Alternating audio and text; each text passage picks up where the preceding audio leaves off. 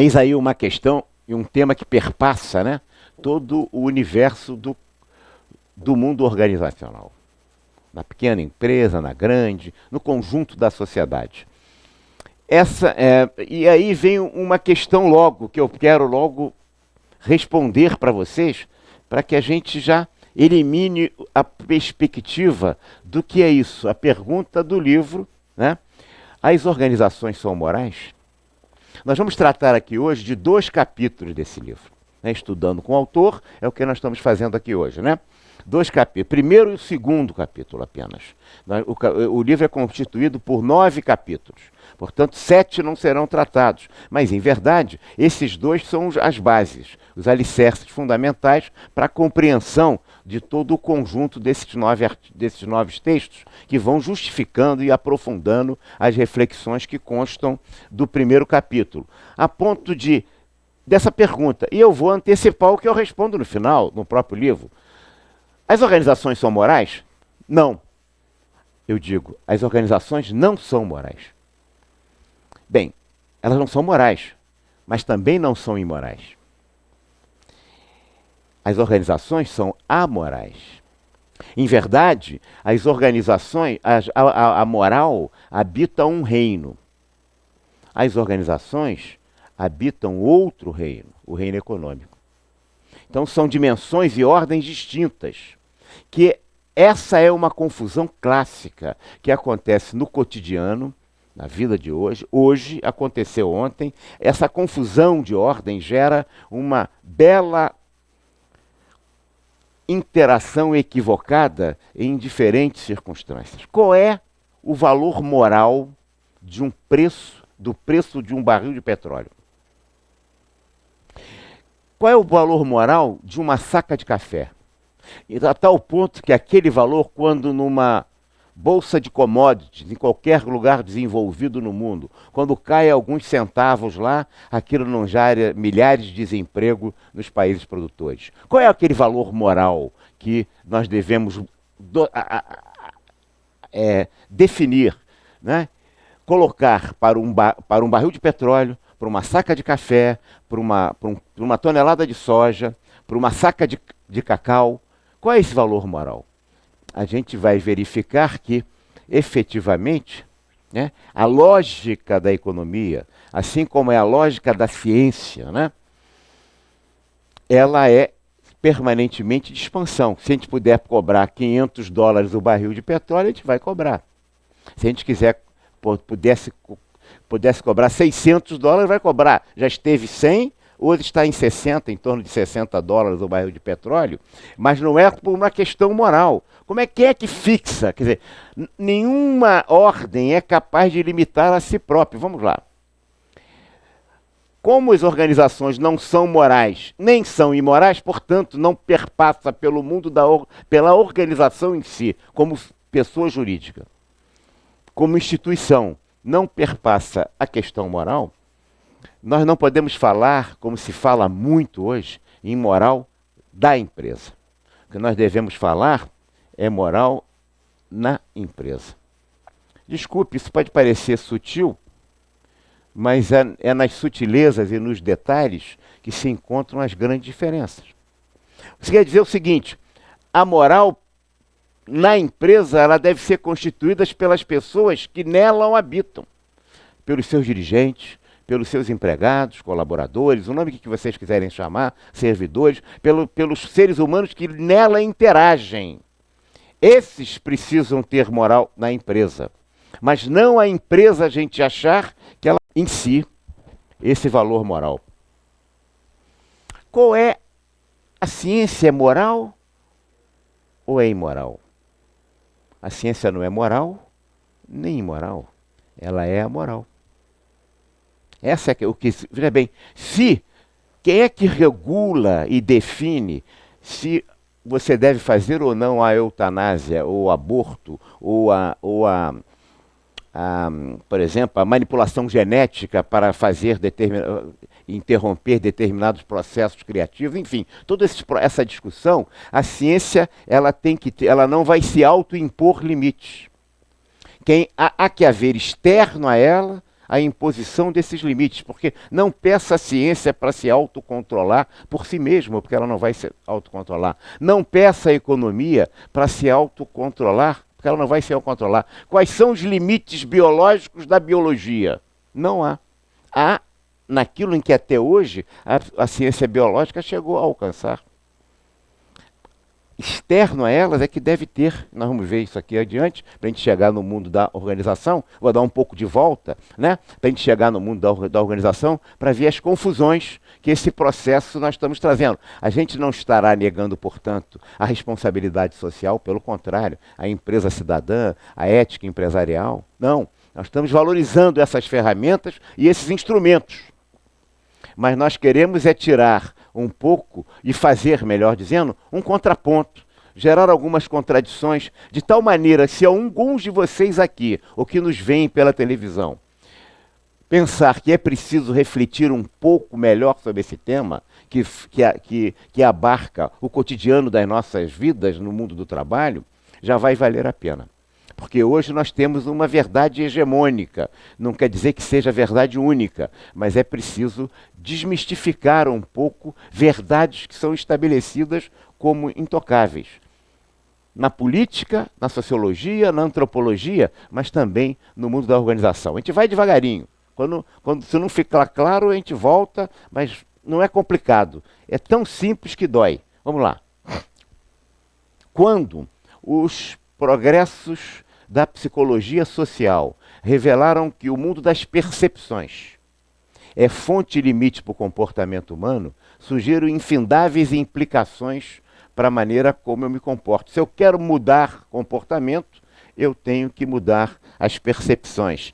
Comportamento e percepção é como se fosse a parte do iceberg dentro d'água. O comportamento é que é a parte que aparece. As ordens, nós estamos colocando aqui 5 ordens, que são bem distintas.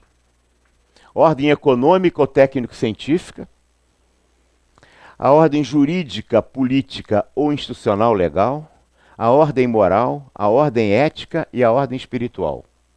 Cada ordem dessa não se autolimita em si. Ela, para ser limitada, ela tem que ser limitada por uma ordem externa a ela. Então, a ordem econômica, a ciência em si, nos seus avanços, sempre o cientista quer se desenvolver. A ciência não tem moral, ela tem fatos. Ela trata com a verdade e com o falso, com o verdadeiro e com o falso. Então vamos lá. Quem controla a ordem econômica são as demais ordens. A ordem jurídica, a ordem moral, a ordem ética e a ordem espiritual. E a gente vai ver algumas confusões.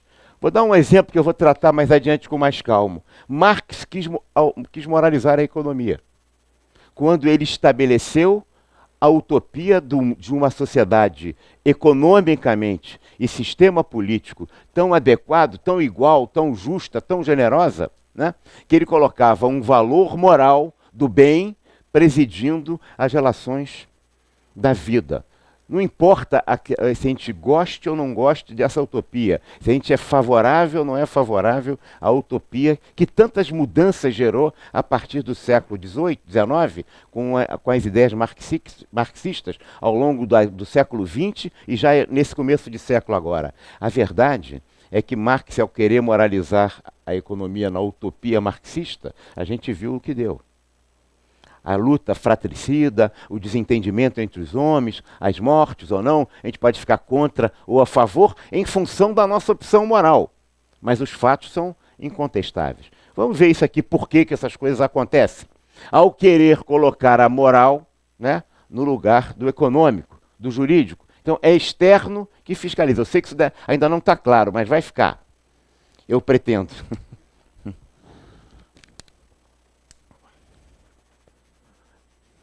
A hierarquia das ordens. O que é a ordem econômica ou técnico-científica? A ordem econômica ou técnico-científica é aquela que nos diz o que é possível fazer e o que não é impossível, no dado momento de avanço que a ciência, que a técnica, que a economia nos proporciona. né? Significa o seguinte, o que a fábrica, a indústria, a produção humana é capaz de realizar, o que é possível. Ou que eles podem nos dizer o que é impossível, mas a própria ciência, a própria economia, a biologia, a economia, e não vai dizer assim, isso eu não posso fazer. Ele vai querer descobrir. E esse é o papel do cientista. E o progresso social, o progresso científico, o progresso técnico se faz em função das buscas do mais verdadeiro se contrapondo ao falso, para você avançar e conquistar. Quem tem que botar limite a você efetivamente não poder fazer manipulação genética, para você fazer ou não fazer a eutanásia, fazer o aborto ou não fazer, e todas essas relações que são complexas, serão a ordem jurídica ou política, que estabelece o que é legal ou o que é ilegal que o cientista poderá fazer, que a economia poderá realizar, regras que são colocadas, né, que estabelecerão se poderá fazer aquilo ou não poderá fazer aquilo. Mas o cientista em si, a economia em si, não vai estabelecer limites a ela própria. Quem vai estabelecer limites é a sociedade, com um conjunto que vai estabelecer as leis externas a ela. Tá bem? Então, a ordem jurídica ou política, institucional, legal, é aquela que vai nos brindar com o que é legítimo e não é legítimo de acordo com a lei para ser realizado. Porque tem coisas que o cientista não poderá e não faz, não porque ele não queira ou não possa, mas porque a lei o impede. E a lei foi uma decisão feita por consenso dentro de uma determinada sociedade. Isso é um dado importante para a gente poder pensar bem em relação ao que vai acontecendo com o mundo das nossas organizações. A ordem jurídica ou política, portanto, entre o legal e o ilegal, e a ordem moral que trata do bem e do mal. As organizações são morais, quer dizer, elas tratam do bem e do mal? Porque muito do que se trabalha hoje, né, nos conceitos que a gente coloca de ética empresarial, não todas, essas ferramentas são úteis, né, no fundo estão trazendo esse conceito. Ela trata do que é o dever e o proibido. O que é o dever e o que é o proibido. O que eu devo fazer e o que eu não devo fazer por razões morais. Ela se impõe, portanto, incondicionalmente à nossa consciência. A lei nos permite fazer determinada coisa, mas se soma a lei à moral, quer dizer, em verdade, o homem de bem, a pessoa, ele é mais limitada do que o cidadão. Porque a lei permite fazer uma coisa, mas eu não faço porque não me convém. Eu não faço porque agride a minha consciência moral. Por exemplo, a lei permitiu o apartheid na África do Sul. E permitiu a escravatura no Brasil. E permitiu, durante muito tempo, a exploração do trabalho do idoso, da mulher aqui mesmo no Brasil. Mas eu não concordava com isso. A lei permitiu o genocídio dos judeus na Alemanha.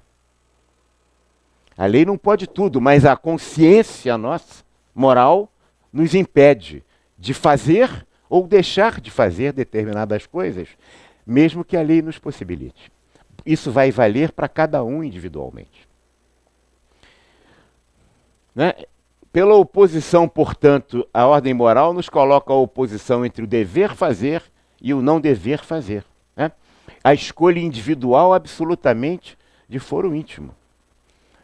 Eu e o Adolfo aqui podemos ter posições, sob o ponto de vista moral, completamente diferentes, mas a lei pode nos permitir pode nos permitir fazer determinada coisa. Eu faço e ele não faz por razões morais. Razões, vamos ver, também não só morais, religiosas também, e éticas também, que a gente vai ver as próximas. A ética, e aí precisa talvez um esclarecimento. Ética em grego quer dizer costumes. Moral em latim quer dizer costumes. Então, ética e moral, em verdade, são dois sinônimos perfeitos. Um na língua grega, outro na língua latina. Em verdade, os filósofos, os doutrinadores, os grandes autores pegaram uma palavra e pegaram a outra e deram conceitos diferenciados. O que nós vamos trabalhar basicamente aqui é com os conceitos de Kant, mas existem outros. Isso tem uma discussão enorme com muitas contribuições válidas, mas a gente não esqueça nunca que no fundo, se a gente for reduzir a tábula rasa, a situação mais simples, eles são sinônimas. Mas não vamos tratar aqui como sinônimas. Para Kant, né, a moral é aquilo que a gente, que a gente faz em relação a si próprio. E a ética é o que se faz em relação de amor ao próximo, ao outro. Tá certo? Portanto, é aqui, ó. Amor à verdade, amor à liberdade, amor à humanidade, amor ao próximo, o que julgo ou não julgo adequado para os outros. E a moral é em relação a mim próprio. Tá certo? É importante a gente ter clareza e ter esses conceitos iniciais, porque, em verdade, né, a gente está vendo essas ordens, elas estão vendo elas separadas, tá? Elas são distintas. Mas elas atuam conjuntamente, claro. Né? E, finalmente, a ordem espiritual, que nem todos, né, ou religiosa, acho que eu mexi aqui, que nem todos efetivamente, está bom aqui não? Que nem todos efetivamente dispõem. O cara pode ser ateu, é uma opção espiritual. E pode ser espiritualista mesmo sendo ateu, não acreditando em Deus, pode ser agnóstico. Nós não estamos tratando disso. Estamos falando da ordem espiritual, que é aquela que constrange e limite os demais ordens, já que se fundamenta nos postulados da fé ou das crenças das pessoas, professadas por cada um. Essas circunstâncias se misturam. Vamos lá ver. Vamos ver essa coisa como é que... Imagine se eu esteja entrando agora com vocês num supermercado.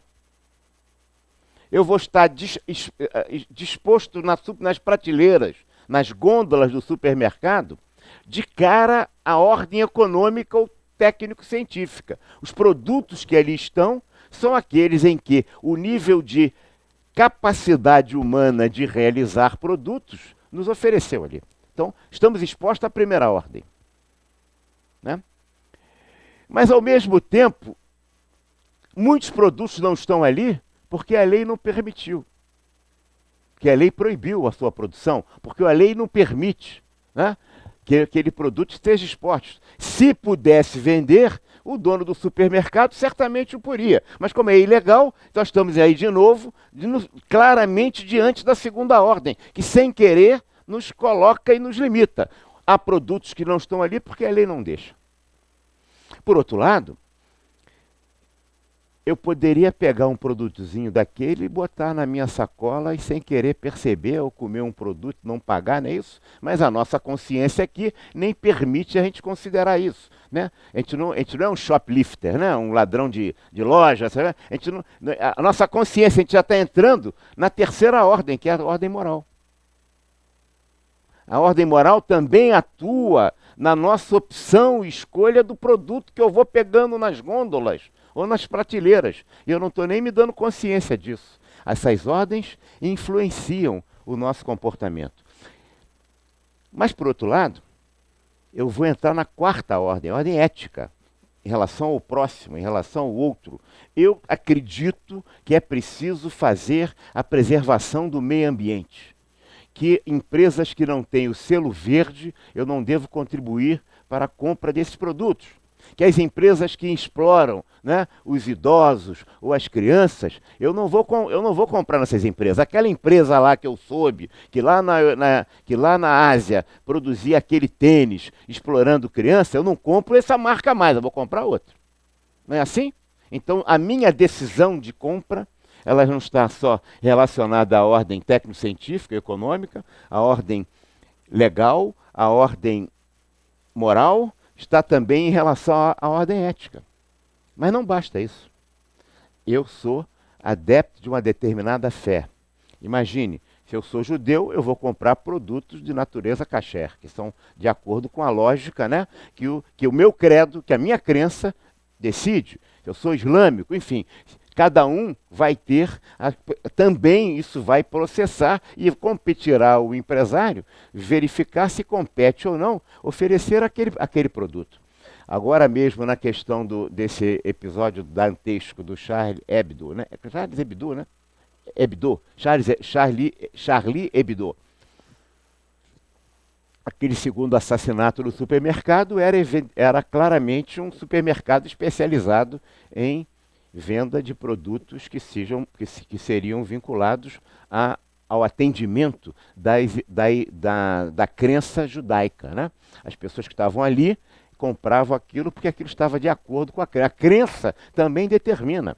Isso vai determinando a nossa relação. Está claro até agora isso? Né? Então veja o seguinte, se eu escuto música e escrevo, eu estou fazendo duas atividades simultâneas, mas são atividades distintas. Uma coisa é escrever música, ou escutar música, outra coisa é escrever uma carta, alguma coisa. Né? Essas atividades são distintas, mas eu posso fazê-las simultaneamente.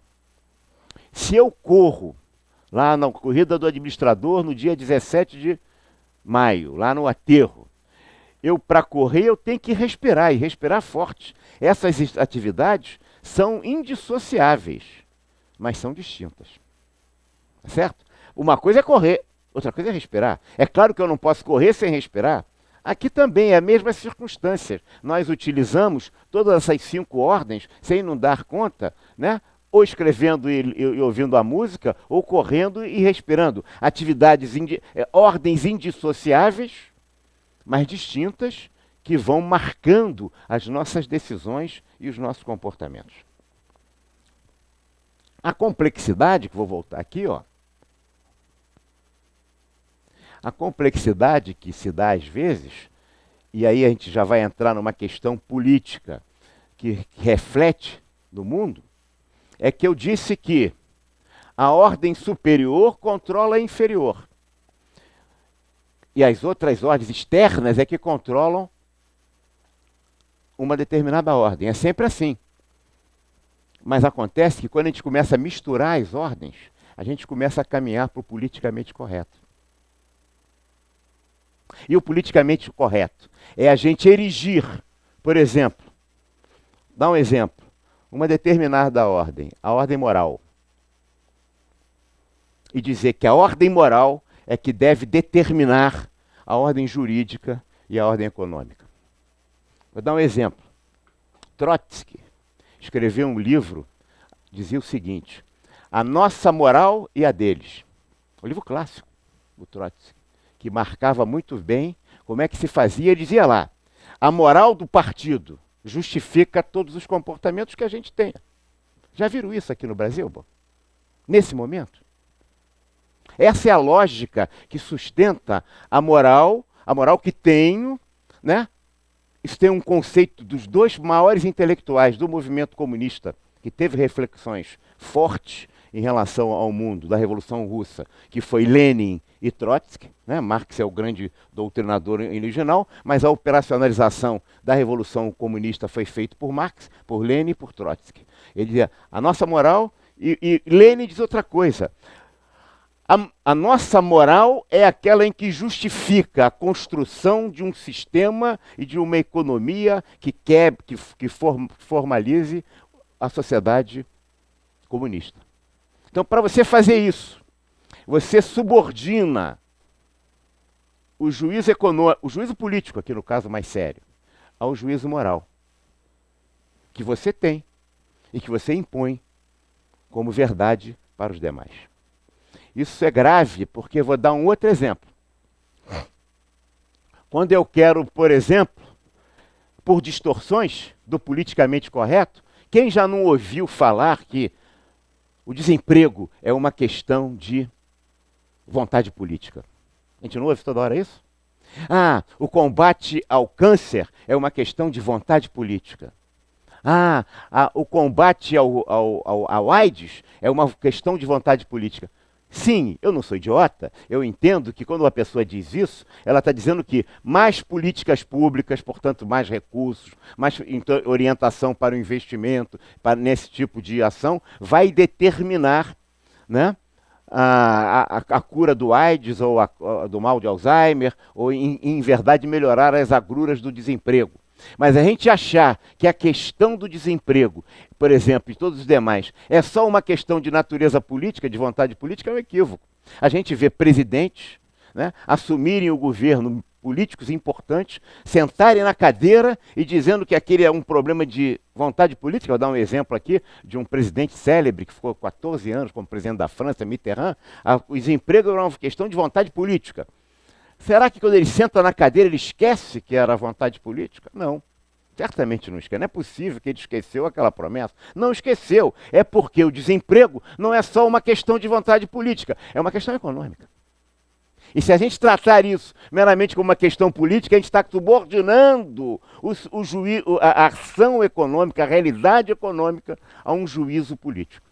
E quando a gente faz isso, a gente erra, se equivoca, se transforma e tem outro tipo de ação. A questão é econômica, mas é também política, eu entendo. Né? E se a gente poderia ficar aqui explicando muito essas situações, a gente poderia partir para aqui só para dizer como é que essas questões levam ao politicamente correto e equivocado, que é uma praga hoje no mundo. Porque hoje não sempre foi. Essas distorções em que o juízo moral é determinado pelo juízo político. O juízo político determina o moral, você imagina. Né? A nossa moral e a deles. Nada fora do partido, tudo no partido, tudo pelo partido. E tudo que eu fizer pelo partido, mas eu sou honrado, eu não botei nada no bolso, não foi para o partido. Já viram isso, não? Isso é conceito. Veja bem, nós estamos vivendo situações circunstanciais aqui hoje no Brasil, é verdade, né? Sem nenhuma questão aqui de partidário, mas eu estou falando que isso vem ao longo da história do mundo. Você pegar e subordinar uma ordem a outra, tá? Então, a gente saiu do supermercado e tem essas influências das ordens. Por outro lado, essas ordens não podem uma dominar a outra, porque uma exerce o domínio, só para dar um exemplo final da igreja, religioso. Você imagina Bush e Bin Laden, os dois movido pelo sentimento religioso e moral deles, e da moral religiosa deles, o Bin Laden e o Bush. Olha a confusão que eles fizeram. Um invadiu o Iraque, outro derrubou a torre. Por quê? Porque eles acreditavam que a sua fé, a sua religião, determina fundamentalmente todas as demais ordens, que subordinava a ordem política, a ordem econômica. Não é assim? Ah, foi só o Bush e o Bin Laden? Não. E os cruzados cristãos? E os islâmicos? E o Boko Haram, que degola junto com o Estado Islâmico? E a fogueira da Inquisição? Então a gente vê ao longo da história da humanidade uma ordem determinando os comportamentos e abandonando as demais, subjugando as demais ordens. Quando elas todas interagem. O meu temor, e aí a razão do livro, da verdadeira reflexão, é que instrumentos muito válidos que as organizações hoje utilizam, como responsabilidade social, ética empresarial, né, empresa cidadã, estejam caminhando para essas distorções que acontecem no cotidiano de todos nós, no mundo maior. Outro dia, né, nem tudo é jurídico, nem tudo é lei, e nem tudo é moral, mas essas coisas são todas vinculadas. Eu estava... Agora, falando isso, eu me lembro de uma frase do Bismarck, né, que dizia o seguinte: se os seres humanos soubessem, as pessoas soubessem como são feitas as leis e as salsichas, não comeriam nem salsichas e nem acreditariam em nenhuma lei. Olha, o Bismarck foi do século XIX, o grande primeiro-ministro do governo prussiano e que fez a transformação para a Alemanha. Né? A gente não comeria nem bifalcice, nem acreditaria nas leis. Já naquela época, imagina hoje, ele não viu hoje, hein? Então, é claro, a lei também não é para julgar o moral, o bom e o mal. A lei é para julgar o que é legal e o que é ilegal. Você não vota o bem e o mal. Isso assusta, quando assim, o partido das mãos limpas, o jeito tal de governar. Isso tudo é um discurso moral, verdadeiro ou não, não importa, mas que contamina toda uma racionalidade de gestão que é produzido na ordem econômica, na ordem legal, na ordem moral, na ordem ética e na ordem também espiritual. Vamos continuar.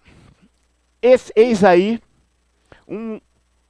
não tem nenhum evento que eu vá, livro que leia sobre esse tema, que eu não vejo o respeito ao cliente. Já ouviram falar como é que o respeito é? Tem gente que diz assim, cliente é muito mais poderoso do que Deus. Por quê? Porque Deus perdoa e o cliente não perdoa, é dureza, né? É assim? A gente não é assim. É preciso encantar o cliente, não é isso? A gente não fala isso toda hora. A organização nos estimula isso, como se o cliente, né, fosse o Deus. Olha, eu fui fazer uma pesquisa.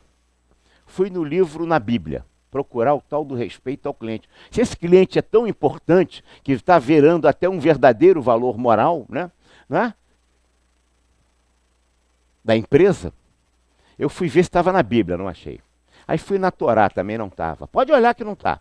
Aí fui lá, olhei cuidadosamente, me obrigou a ler lá o Corão, também não está.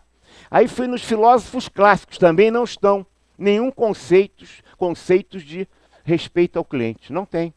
Falei, mas como que isso é um valor moral? Ah, eu encontrei em todos eles respeito ao próximo. Respeito ao próximo está na Bíblia, está na Torá, está no Corão, está em todos lá, está nos grandes filósofos clássicos. Falei, vocês que são inteligentes e aqueles que estão me vendo pela televisão dizem assim, Wagner, peraí, pô, o próximo é um cliente, porque o cliente é um próximo, não é verdade? Não. Não, porque o cliente é um próximo muito especial, ó. É um cliente que pode pagar, que pode ser fidelizado, que vale uma nota, pelo qual a gente tem um interesse. Quanto mais grana no bolso ele tiver, mais a gente quer para ele comprar da gente. A gente quer fidelizar esse cliente. Mais do que fidelizar, a gente quer colonizar até se possível. Não é isso? É, para ele poder comprar mais. Tapete vermelho. Se eu boto tapete vermelho para esse cliente, ou se eu sei quando toco o telefone, se ele é VIP, a gente vai tratá-lo legal. Se ele não é um muquiranazinho, não é VIP, a gente dá os conformes. Né? Vai comprar pouquinho, a gente vende, porque a gente quer vender também. Mas a gente não vai tratar mal, mas não precisa tratar tão bem o tapete, não é isso? A pessoa que é tratada em função da sua capacidade de compra, né? Esse não é um amor ao próximo, isso não é uma moral ao próximo, isso é um interesse. Vamos lá, então. O respeito ao cliente certamente é um valor profissional na empresa, legítimo. E é bom que as empresas tenham isso. Certamente é uma diretriz empresarial, que se a empresa tiver, ela vai ser mais eficiente. Nós, profissionais de administração, profissionais atuando ou não na área de recursos humanos, devemos estimular isso, mas ela pode ser um valor do Código de Ética Corporativo, do valor empresarial corporativo. Não queremos ter um respeito ao cliente, porque a gente tem razão para tratar bem o nosso cliente. Uma referência no plano de negócio, mas não é um valor moral da organização. A empresa não age ela não age por dever. A empresa age por interesse. E ela age e ela vai respeitar o cliente no interesse de fazê-lo comprar mais. Isso vai melhorar a eficiência dela, vai melhorar a organização, vai dar melhores resultados, isso vai dar um balanço melhor, possivelmente, e é claro. Mas isso não é um valor moral, que é o que a gente está discutindo aqui na empresa. Né? Como eu disse lá no Corão, encontrei o respeito ao próximo. O cliente não é um próximo, claro que não, porque ele tem lá, repetindo, tem que pagar, tem perfil de renda, vale uma nota, dispõe do poder de compra, pode barganhar, fidelizado, condenizado. Como circunscrever o nosso respeito ao próximo? A capacidade de pagamento. Então, o cliente não é um próximo qualquer, é um próximo que pode comprar. E nós estamos circunscrevendo a nossa atenção a ele, ao seu perfil comprador, ao seu nível de renda. Portanto, isso não é um valor moral, isso é do nosso interesse. Se a ação empresarial busca o lucro, por que meter a moral no meio? Por quê? Porque a cidadania, cada vez mais, o cidadão, o indivíduo, a pessoa, enquanto pessoa, cada vez mais esclarecida, né? O mundo moderno de hoje, na sociedade de conhecimento, com tantos recursos de informação, compele as organizações cada vez mais, né, a recuarem de sua estratégia absolutamente expoliativa ou de gananciosa. Ela tem que ter circunstâncias mais adequadas à venda e à ação dos seus produtos. Mas, em verdade, é preciso, portanto, botar o homem no coração do homem, porque, em verdade, o lucro está no coração da empresa.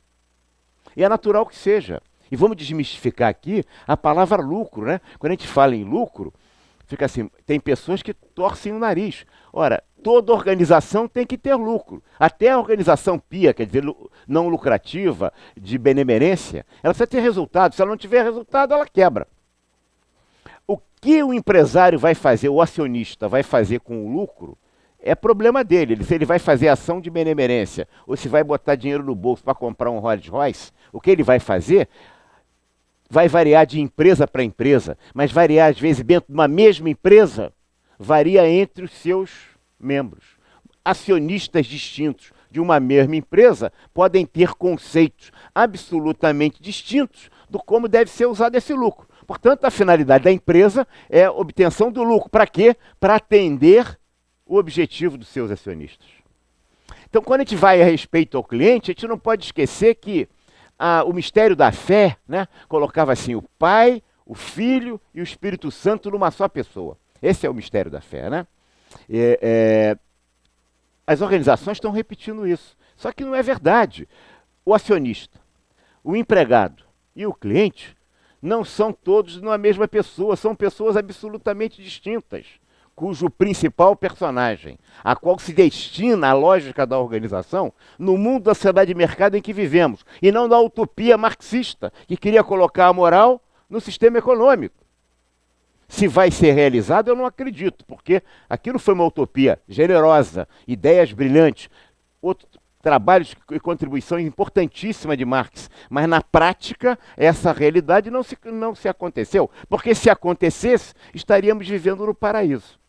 Bastaria a sociedade de mercado, né, colocar o homem no coração da empresa, a empresa absolutamente eficiente, e estaríamos vivendo, não nesse vale de lágrimas, mas numa sociedade absolutamente igualitária e socialmente justa. É preciso colocar o homem no coração do homem, porque o lucro está no coração da empresa.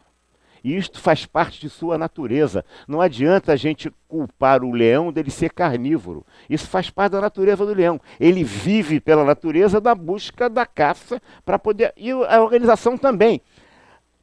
A empresa trata bem o empregado para que ele seja eficiente com o cliente, para dar melhor resultado para o acionista.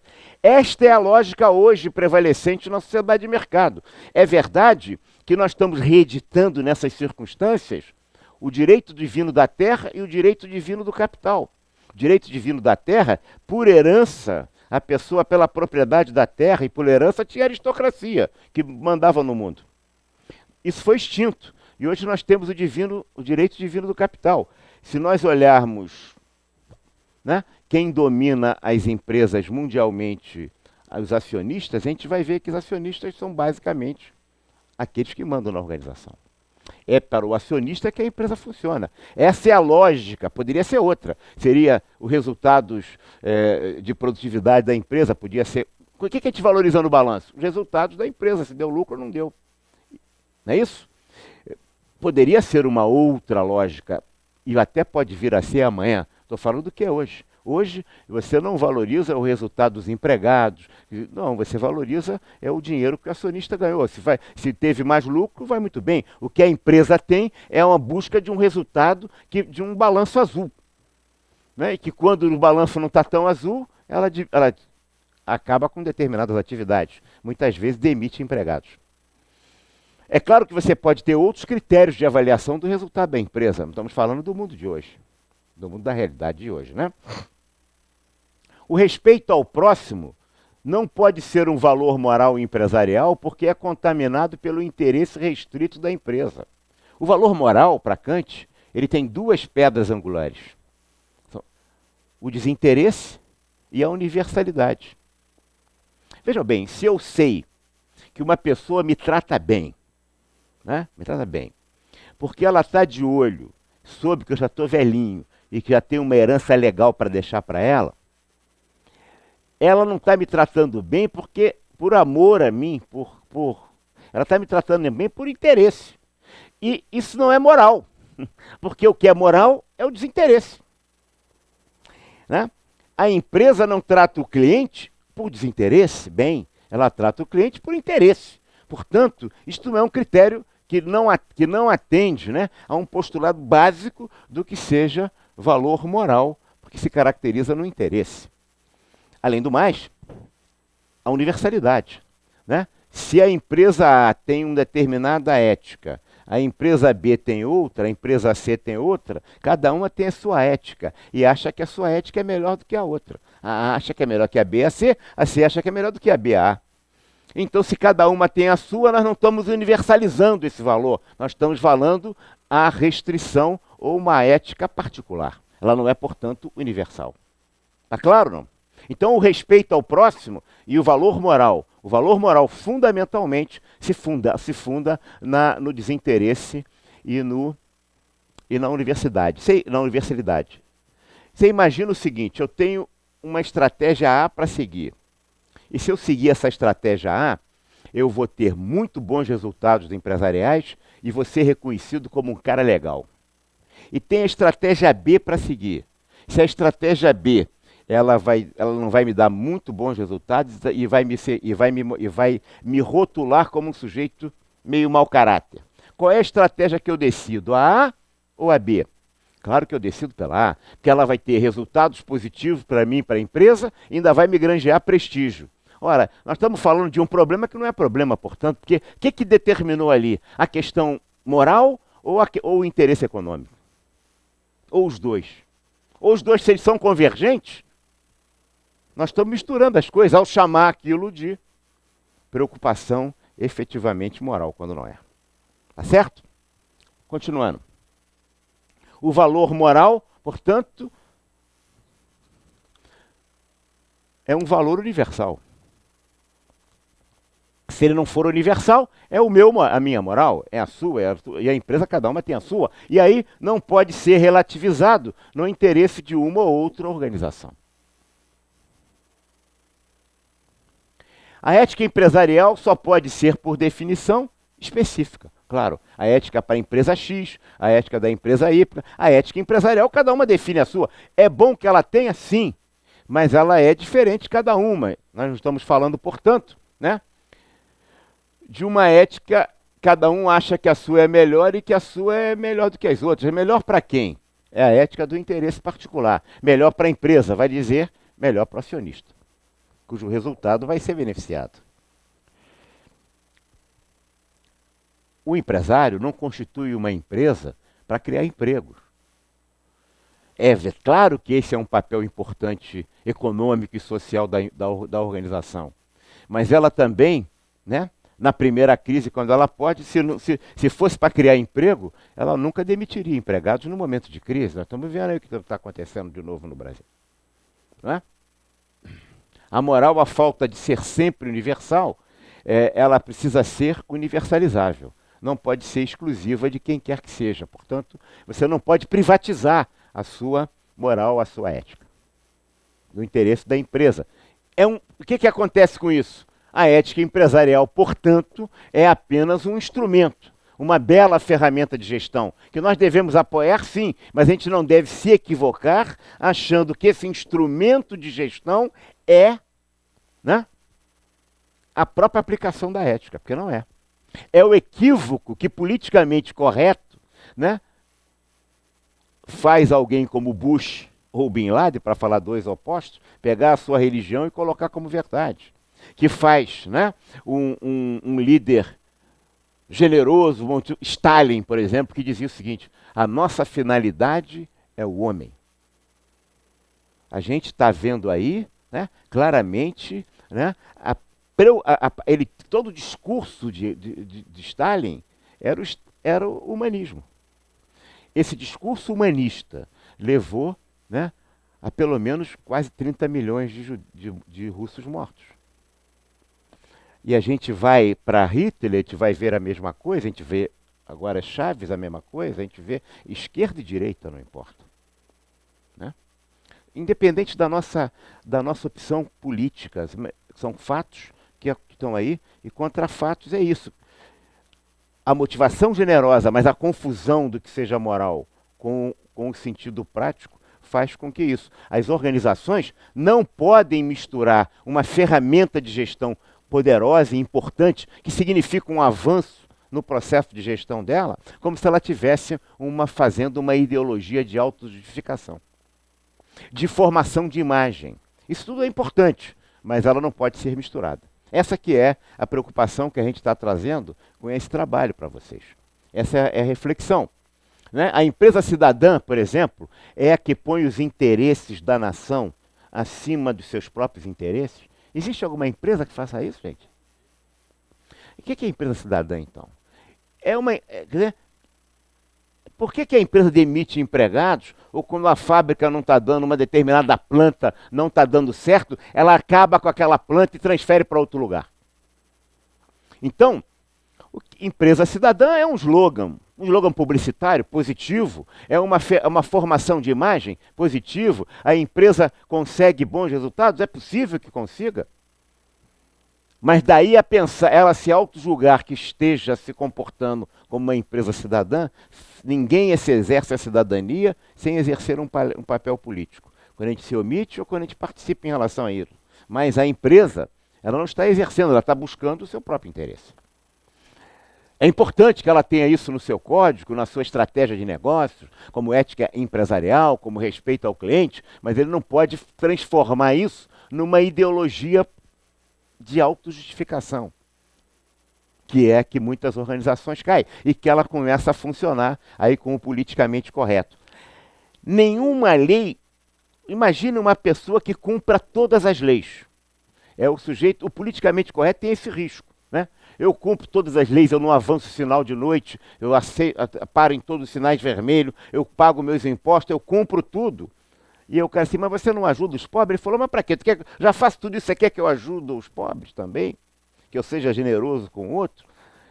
Nenhuma lei veta o egoísmo. Nenhuma lei veta a inveja. Nenhuma lei veta, né? Não veda, a não ser que isso tenha consequências de prática de algum ilícito. Mas normalmente você está proibido o ciúme.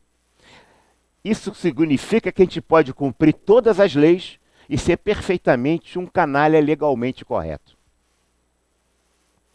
É aquele canalha legalmente correto, está sempre cumprindo todas as leis, mas um verdadeiro canalha. Né?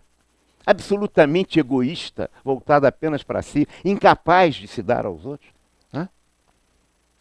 Que acontece muitas vezes, e a gente convive com tantos, né? No nosso cotidiano.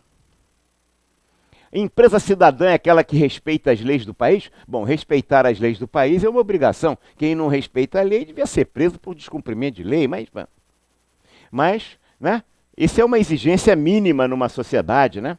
Claro, a gente precisa... O que é isso, então? Isso é um conceito que as organizações colocam, que é uma estratégia de venda de imagem positiva. Não estou negando isso.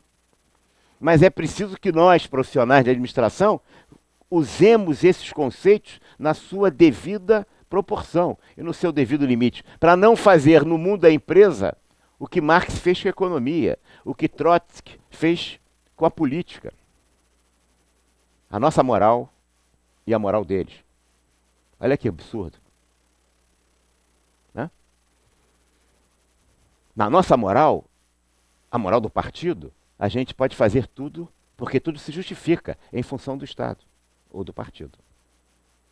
Então, a gente pode se reunir, pegar o czar com a família dele, que estava na Sibéria, e de uma madrugada tirar todos da casa, 20 e poucos, e matar todos, até as crianças, para não ter nenhum herdeiro.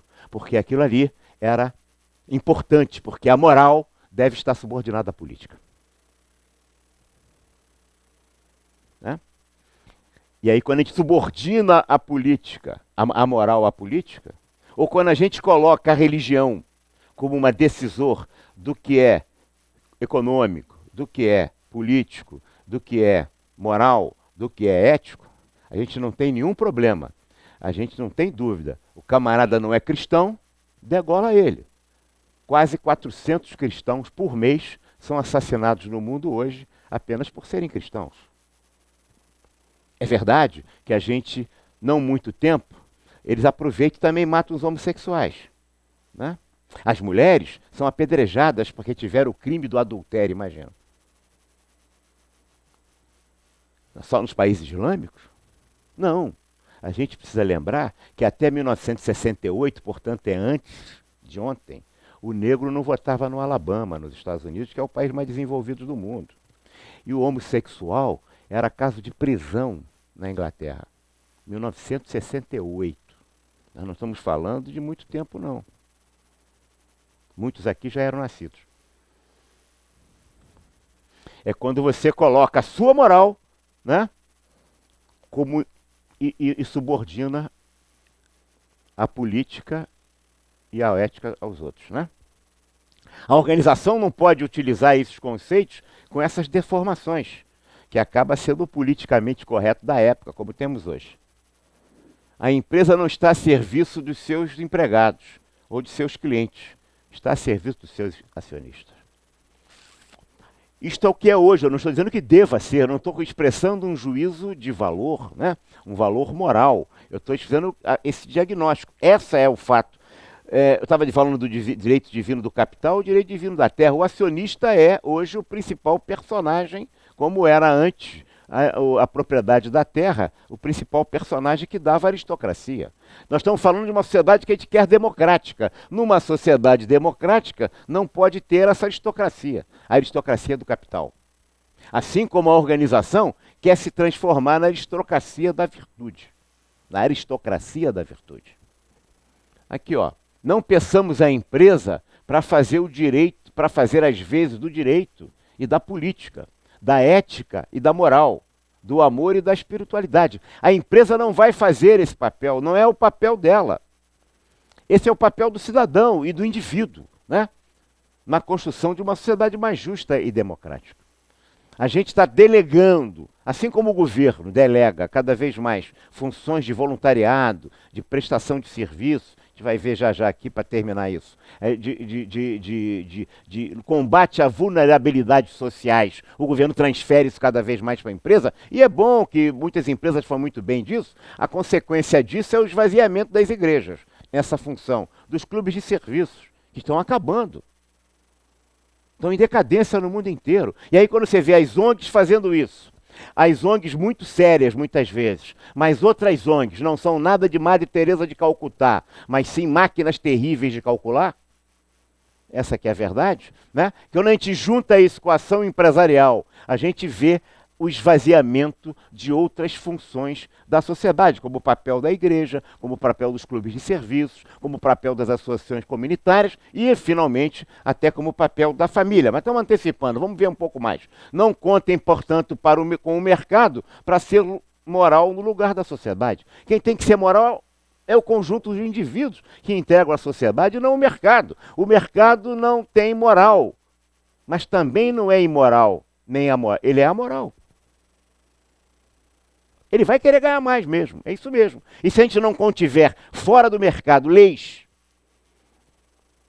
regras, a nossa postura moral, a nossa postura ética e até religiosa também daqueles que têm as suas crenças, ou espirituais sem ser religiosa, para conter o mercado, ele vai cada vez mais. As distorções, por exemplo, de um inferior, lembrando aí que eu estou dando exemplo de tiranias, né, do moral. Vejam bem, às vezes um de baixo, o econômico, quer determinar as regras. Veja o que é a tecnocracia. É o reino do técnico querendo mandar nas leis, nas regras, nas instituições.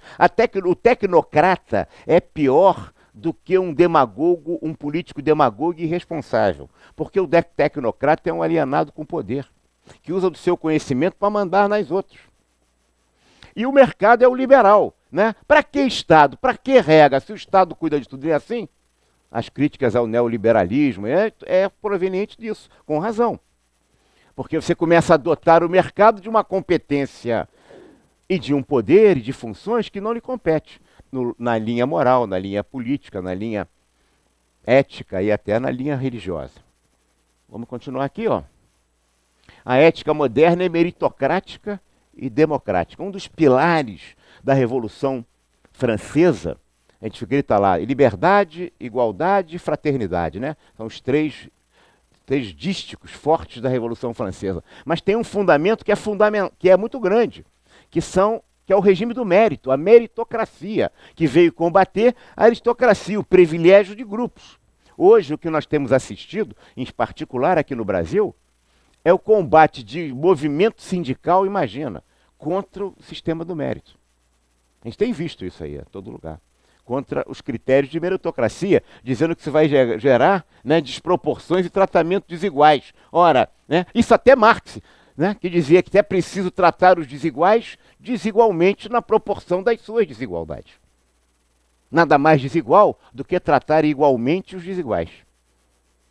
A meritocracia é a diferença daquelas pessoas. O mérito é um princípio básico da Revolução Francesa e a aristocracia é o privilégio de castas.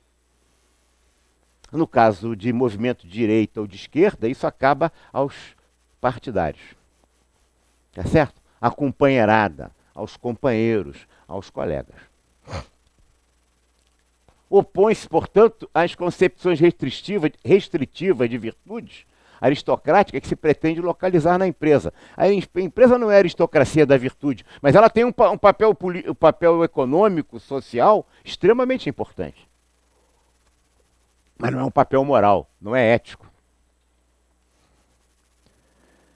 A empresa cidadã, portanto, é um slogan publicitário importante, é uma estratégia de marketing, mas nada tem a ver com o conceito de cidadania. O que nós estamos assistindo ultimamente é os estranhos amores. É a marquética que se fala muito agora, né? Se estuda, tem até livro de marquética, que são os estranhos amores entre o marketing, né, e a ética, né, e da marquética. Que fica, né, é a ética, a ética compensa, a ética dá dinheiro, não é isso? A gente fala todo mundo isso como? É verdade que as pessoas que integram a empresa precisam ser mais éticas, que integram as organizações em gerais. O voluntariado solidário, já estamos falando aqui, né, as empresas cada vez mais têm dificuldade de atrair quadros, porque a empresa está cumprindo esse papel para um trabalho voluntário. Infelizmente, isso não traz tantos resultados para os indivíduos que executam esse trabalho nas empresas, porque normalmente são gratuitos, mas traz uma enorme imagem para a empresa. São funções que a empresa precisa ver, mas se tem que ver se nós não estamos usando isso meramente como estratégia de marketing ou se é um trabalho generoso, de solidariedade efetivo ao próximo. O voluntariado das empresas acarreta, como disse, o esvaziamento das organizações voluntárias tradicionais. A ausência de participação e de renovação de quadro nessas entidades, porque estão trabalhando para a empresa. Normalmente fora do expediente, nos fins de semana, à noite, sem ser remunerado para isso. E aí tem os círculos, estamos terminando já? Os círculos de relações, né, que são constituídas pelo indivíduo. É família, a comunidade, aí quando eu falo em comunidade eu estou falando associação de ex-alunos, a igreja, o clube que você participa, né? Toda a forma comunitária em que você se preenche como ser humano. A família, claro, e o trabalho. Estamos dando o mesmo peso para os três. Uma pessoa que vive em plenitude, ele compartilha igualmente, né, a família, as suas associações e o trabalho. O que nós temos visto, cada vez mais, é que a dimensão trabalho aqui cresce. Quando eu falo trabalho, estou falando da organização. E avança sobre as atividades comunitárias e também sobre a própria família. Por quê? Porque isso está acontecendo por uma razão lógica. Nós estamos aqui, estudamos muito, né, as gerações, né? Aquela geração da Segunda Guerra Mundial, da Primeira Guerra Mundial, que eram muito homogêneos, os valores eram muito mais próximos, eram muito menos disseminados, e as pessoas tinham comportamentos mais previsíveis, mais iguais. Todo mundo fumava, todo mundo vestia de um jeito, ou cada um tinha a sua maneira. À medida que a sociedade vai avançando, vem passando o tempo, há uma dispersão de valores. Né? Primeiro, a geração, os baby boomers, né? façamos a guerra, façamos a paz, não a guerra, né? É proibido proibir. Depois vem o pós, a teoria, o grupo, a geração X, né? Filho dos baby boomers, né? E aí vem depois agora a geração Y e agora a geração Z. Quando a gente vê, está um volume enorme, um espaço enorme de dispersão de valores. As pessoas ficaram tão diferentes que são obrigados a se reunir em tribo, dentro de uma mesma família. Um gosta de igreja, o outro não vai nunca à igreja. Um fuma, o outro não fuma. Cada um tem uma maneira, e aí as pessoas começam a se aglutinar por afins. A empresa, nesse universo tão diversificado de pessoas, ela começa a selecionar semelhantes, para ter pessoas mais próximas, para ter menos conflito, porque senão, quando o chefe sai da sala, cada um vai fazer uma coisa completamente. Então, pessoas afins. Quando ela vai selecionando, o cara que tem o perfil da empresa, não é isso que a gente procura? O sujeito que sabe vestir a camisa. Determinado cada vez mais se examina por prova de conhecimento nas empresas e cada vez mais se examina nas entrevistas e nos testes psicológicos o perfil da pessoa, não é isso? Por quê? Porque a empresa, consciente ou inconscientemente, está buscando afins. E quando ela começa a buscar afins, ela começa a botar pessoas próximas. E essas pessoas se relacionam melhor. E essas pessoas ficam comigo e formam uma tribo. E as empresas, ao se tribalizarem, porque são constituídas de pessoas afins, elas se tornam seitas. Seitas de adoração ao trabalho. Quando a gente não vê aquele primo, que a gente não vê há muito tempo, que convidou a gente para o netinho dele ou para o filho dele, batizado. E a gente chegou na casa dele, que a gente não vê há muito tempo. A gente cumprimenta ele e de repente a gente vê um colega de trabalho lá também, que era amigo do nosso primo, que a gente não sabia. Com quem que a gente fica a noite toda na festa? Com um colega de trabalho ou com o primo que convidou a gente? Né? E aí é porque a gente é afim, a gente se dá bem, a gente tem uma convivência, compartilha interesses, a empresa convive pessoas assim. E aí você vai perdendo a família, vai perdendo a comunidade, e vai ideologizando cada vez mais, deificando o trabalho como totem de adoração. E essa questão, ela é fundamental porque ela gera os valores que prevalecem na organização. Por quê? É igual o ADA ou o Comando Vermelho. Se você trabalha para uma empresa de refrigerante e a empresa do refrigerante, você vai admitir fazer uma festa com refrigerante da concorrente na sua casa? Não vai, pô, imagina, chega um colega lá, eu não vejo. Não é só porque você não admite que o colega pode ver, não. É porque você, no fundo, já rejeita, né? Esse cara é do ADA, eu sou do Comando Vermelho. Se reedita no mundo do trabalho circunstâncias muito semelhantes, de pessoas convertidas àquela ideologia de justificação. Não é verdade?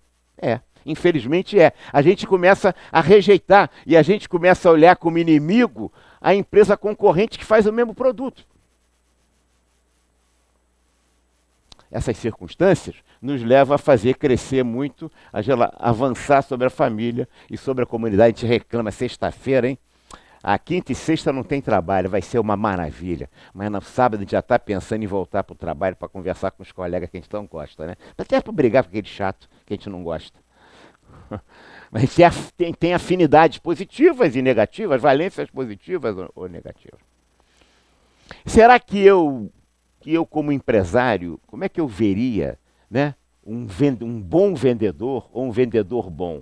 O vendedor bom indicaria moral, ele indicaria a loja do concorrente para comprar um produto da minha loja que não está tão bom. Ele compra ali do lado ali que a loja é melhor. Será que a gente prefere esse vendedor? Ou a gente quer um bom empresário ou um empresário bom? Claro que a gente quer o bom médico bom. Mas se a gente tiver que escolher entre o bom médico e o médico bom, a gente vai escolher o bom médico, mesmo que ele não seja um médico bom. Porque esse desgraçado cobra uma grana danada, ainda vem me dizer para mim aqui que se não der recibo, desconta 30%. Não é assim? Mas ele é um bom médico, eu vou com esse cara porque ele me cura. E o médico, né? O vendedor, o bom empresário também. É claro que o bom empresário, ele é muito importante, mas a gente preferiria, né? A gente valoriza muito as ONGs ou os serviços de benemerência que cumprem serviços sérios, Chico Xavier, Madre Teresa de Calcutá, Dona Dulce, merece a maior admiração e carinho e respeito por todos nós. Mas todos nós preferiríamos estar trabalhando numa empresa, porque a função social da empresa que nos dá um emprego nos faz tornar desnecessário os serviços importantes que pessoas tão generosas como essas que eu citei realizam no mundo. E são pessoas realmente de grande valor e de grande admiração. Mas elas são muito importantes para o mundo. Mas a função social da empresa é fundamental. Então, a gente acaba nos convertidos ao trabalho. E encerrando aqui. Não sei se vocês gostariam de ter algum tipo de debate, mas a gente está aqui à vontade. Mas, tanto na prisão quanto nos ambientes de trabalho, você passa a maior parte de sua vida útil enclausurado em cubículos, que na empresa moderna são chamadas de estação de trabalho. Não é verdade? Você na prisão está lá no cubículo, mas você pensa que não está em cubículo na empresa. Você está na sua estação de trabalho também, presinho lá. O preso tem 3 refeições completas todos os dias. Você, quando muito, tem um intervalo para almoço e tem que pagar por esse almoço. O preso, você que paga o almoço dele. Eu também.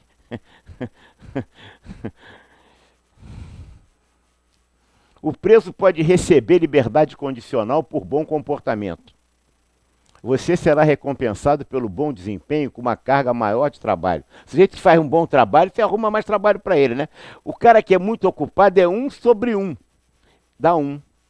Agora o cara que faz que é 1, mas ele é N com tendendo ao infinito, né? Cada vez mais tarefa, vai para 0. O cara muito ocupado, você dá mais uma tarefa, ele tira de letra. Pô. Sabe aquele negócio do espanador, o cara se vira? É isso mesmo, na empresa é assim mesmo.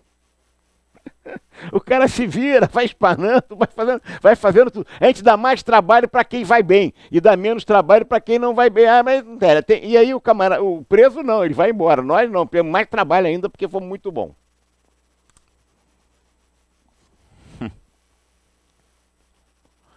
Na prisão, o encarcerado pode assistir televisão, ler jornais, tomar banho de sol, outros podem até outras coisas, né? Você será demitido se fizer o mesmo, né?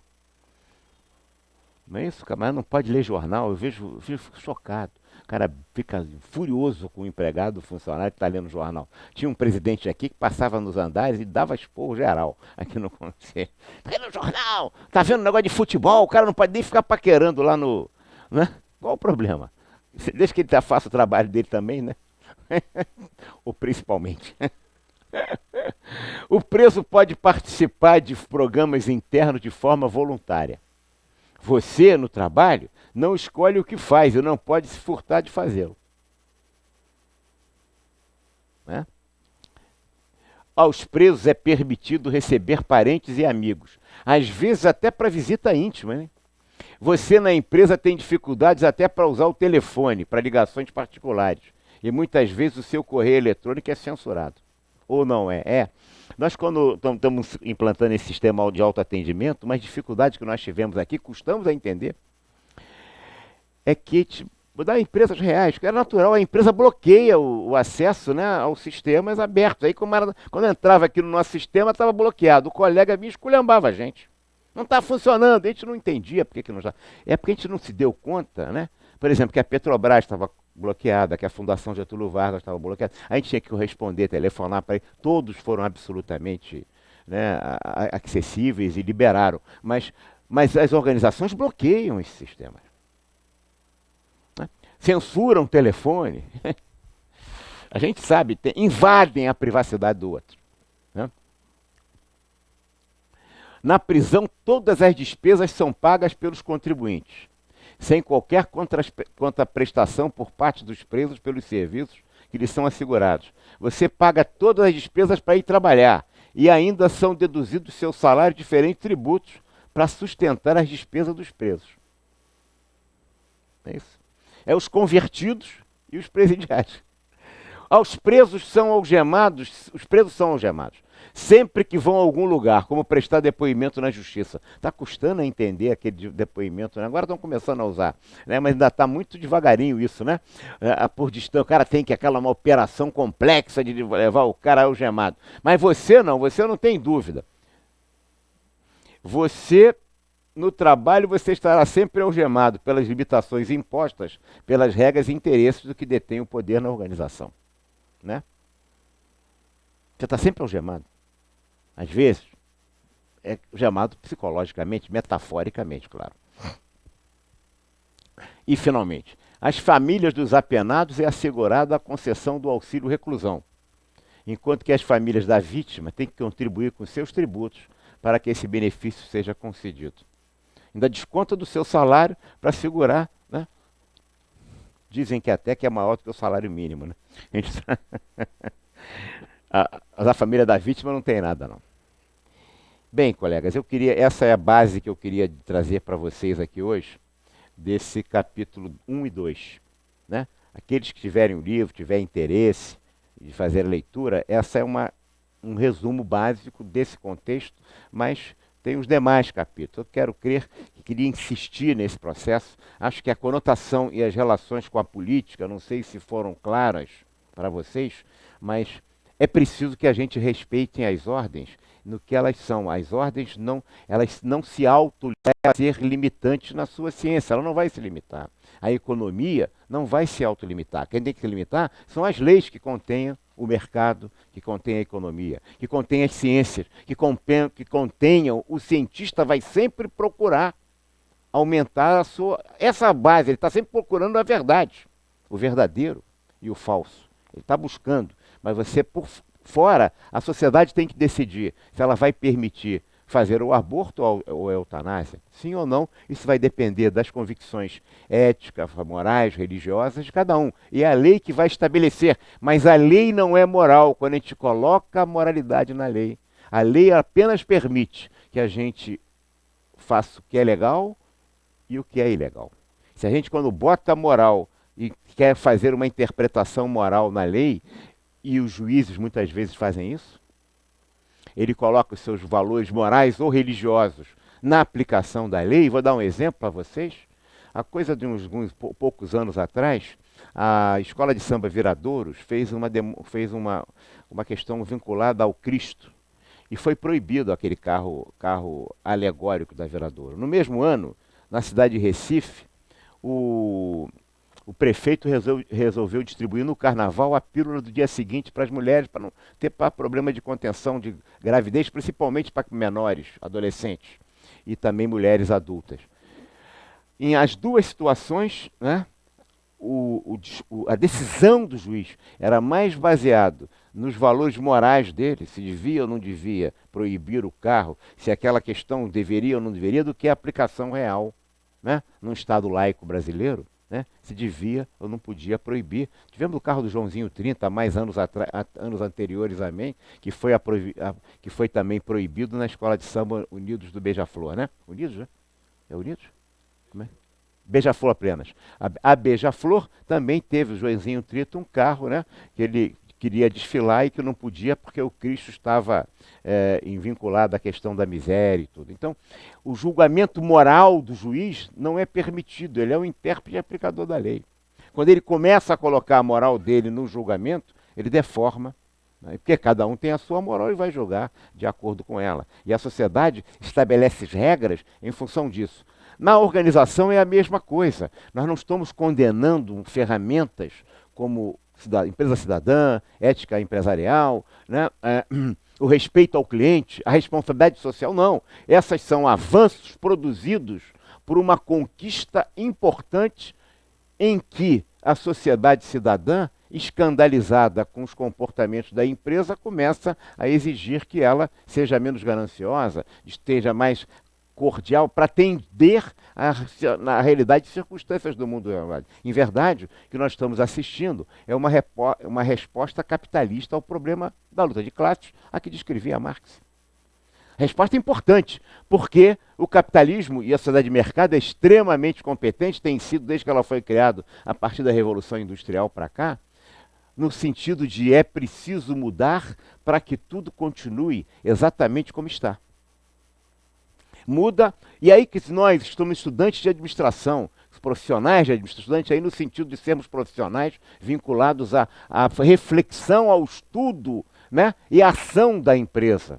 Estamos estudando isso permanentemente, Nós não podemos esquecer que a teoria das organizações, que nos sustentam, que vêm basicamente oriundas das formulações originárias a partir da Revolução Industrial para cá, elas foram desenvolvidas e concebidas para dar maior eficiência às organizações que temos, claro. Elas existem para isso. Mas ela, para dar maior eficiência, ela está também legitimando esta realidade. Em verdade, o mundo hoje é basicamente marcado pelo fato econômico. Não há nada que você faça no mundo hoje que não seja determinado pelo fato econômico. Antes da Revolução Industrial não era assim. O que marcava as relações eram as relações sociais vinculadas com Deus, a igreja. A igreja era o locus, o espaço próprio em que as pessoas se encontravam e se relacionaram. E se relacionavam. Religare é se ligar entre si as pessoas e se ligar com Deus, religião. A igreja era esse espaço próprio, dependendo do credo. Quando a gente chega hoje, a gente não tem mais na igreja esse espaço próprio de ligação das pessoas, porque não é mais são as relações sociais e religiosas, são as relações econômicas. O espaço de relação das pessoas hoje é a praça de alimentação de um shopping center. As pessoas se encontram no shopping center também, na praça de alimentação. É o fato econômico que determina a vida. Agora, só que as nossas teorias de organização são concebidas até hoje para dar maior eficiência às organizações que temos na sociedade de mercado. A gente precisa, portanto, compreender, nós, profissionais de administração, que se por acaso aconteceu uma revolução industrial como aconteceu em 1700, que o mundo era outro e que veio se evoluindo a partir dos anos 1400, 1500, com o início, né, do sistema capitalista, por exemplo, o Mercador de Veneza trata disso, que são os primórdios do processo capitalista, com a Companhia das Índias Ocidentais, a globalização, etc. Esse processo, portanto, se você quiser 300 anos, se você quiser tem 500 anos para cá, mas antes não existia. E se não existir no futuro, tudo que está escrito sobre administração está concebido apenas pela lógica fundada no que o fato econômico é o determinante único da vida humana hoje, não? O determinante maior, né? O determinante maior. Então, a gente precisa pensar, porque nós, profissionais de administração, precisamos contribuir para ajudar as organizações a darem maior eficiência no respeito ao cliente, sim. Na responsabilidade social, claro. Na ética cidadã, na ética empresarial. Por quê? Porque democracia não é só voto no prefeito, no governador, no deputado. Democracia é também as relações mais equitativas dentro da organização. A organização é o reduto autoritário da sociedade brasileira. É a organização que discrimina o negro, que discrimina a mulher, que discrimina o portador de deficiência, que discrimina, né, os homossexuais. Enfim, é a organização o espaço de preconceito. E a pior coisa que o preconceito faz com uma pessoa é fazê-la ser exatamente aquilo que o preconceito diz que ela é. Antes, a gente selecionava pessoas pedindo um retratinho. Para ver se a pessoa era bem apessoada, era uma conversa fiada isso. Hoje a consciência de todos impede que as organizações peçam um retratinho, porque a gente já sabe para que eles querem. Está pior talvez agora. Porque indiscretamente, ou delicadamente, generosamente, as empresas agora nos pedem um fiozinho de cabelo, ou uma gotinha de sangue, para fazer exame de DNA. E não pensa que eu estou falando do século 23. Estou falando de hoje, no mundo inteiro e também aqui no Brasil. O suicídio é uma praga que graça, né? Que medra, que se dissemina em muitas organizações. É um fenômeno novo no mundo, que as pessoas se matam, sempre se mataram, mas se matam muito hoje em função das relações de trabalho. Não são apenas nas empresas francesas que acontece isso. A gente lamenta muito essas pessoas que morrem e que se matam, e a gente lamenta tanto quanto aquelas pessoas que não morreram, mas que muitas delas estão psicologicamente mortas, porque culturas organizacionais avessa à realização humana, apesar do discurso ser muito bom, a prática nem sempre o é. Há exceções, claro, claro, a expectativa e a luz no fim do túnel, certamente, mas ela vai ficar mais clara e o túnel vai ficar mais iluminado. Se nós, profissionais de administração, cumprirmos também esse nosso compromisso, esse nosso desiderato, esse nosso objetivo e a nossa, mais do que tudo, a nossa contribuição. Tá ok? Muito obrigado. Alguma pergunta? Alguma pergunta? Não há pergunta indiscreta sobre esse tema ou outro qualquer. Tem? Não, não. Bom, também ninguém é obrigado a fazer pergunta, só se quiserem. Pois não. Sim. Sim, sim. Agora, indico realmente para todos que comprem e leiam o livro, porque, claro, o livro é sempre mais profundo do que 2 horas de Claro, hora claro, e meia, né? claro. Vale muito a pena ler, não só como estudante de administração, como profissional de administração, como também Coloca para ele falar mais perto do cidadão, microfone. Isso, muito obrigado. como cliente de empresas, né? Que realmente é uma reflexão o livro, é muito bom. Vale a pena. Esse livro é um livro de contraponto, como vocês estão vendo, a gente está trazendo aqui, né, não o lugar comum. Eu não estou negando os avanços que as organizações, de forma nenhuma, os avanços que as organizações têm realizado nessa área. Mas a gente precisa trazer uma contribuição de um pouco mais de reflexão para que a gente avance mais. Muito obrigado pela sua referência. Muito obrigado, então. Muito boa noite a todos. E aqueles que puderem, 17, domingo de manhã no aterro, né? Para a gente se encontrar e fazer a nossa corrida do administrador. E 18 de maio começa o nosso EMBRA. Se puderem se inscrever, vão nos dar muita honra e acho que é importante reencontrá-los aí. Estou sempre aqui no conselho à disposição de todos, né? Quais suas observações sobre a política? Dia 12/4 você vai estar onde? Eu acho que nesse aspecto que você coloca, eu acho que e aí, de novo, eu vou estar na passeata. Agora, mas eu acho que é importante a gente compreender qual é a minha reflexão sobre isso.